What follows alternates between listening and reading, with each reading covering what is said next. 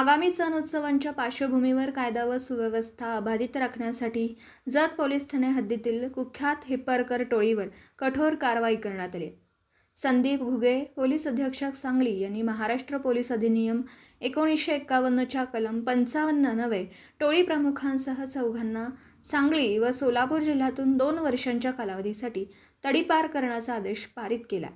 तडीपार करण्यात आलेल्या आरोपींमध्ये रोहित विष्णू हिप्परकर वय वर्ष 21, सार्थक तानाजी हिप्परकर वय वर्ष 24, अक्षय उर्फ खंडू बाबासाव हिप्परकर वय वर्ष 22, मंगेश उर्फ मंगलदास ज्ञानोबा हिप्परकर वय वर्ष 28, सर्व राहणार सिंघनहळ्ळी तालुका जत जिल्हा सांगली यांचा समावेश आहे।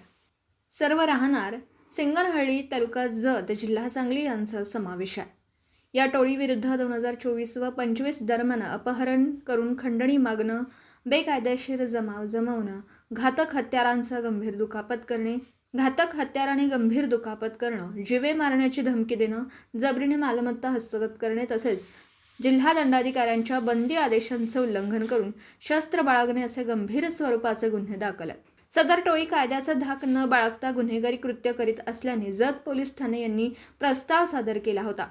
त्यानंतर चौकशी अधिकारी म्हणून सचिन थोरबोले, उपविभागीय पोलीस अधिकारी जत यांनी सविस्तर चौकशी अहवाल सादर केला।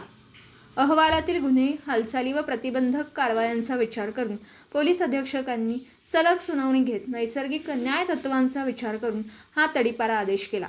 या कारवाईत कल्पना बारवकर, अपर पोलीस अधीक्षक सांगली यांच्या मार्गदर्शनाखाली स्थानिक गुन्हे अन्वेषण शाखा व जत पोलीस ठाण्याच्या अधिकाऱ्यांनी सहभाग घेतला।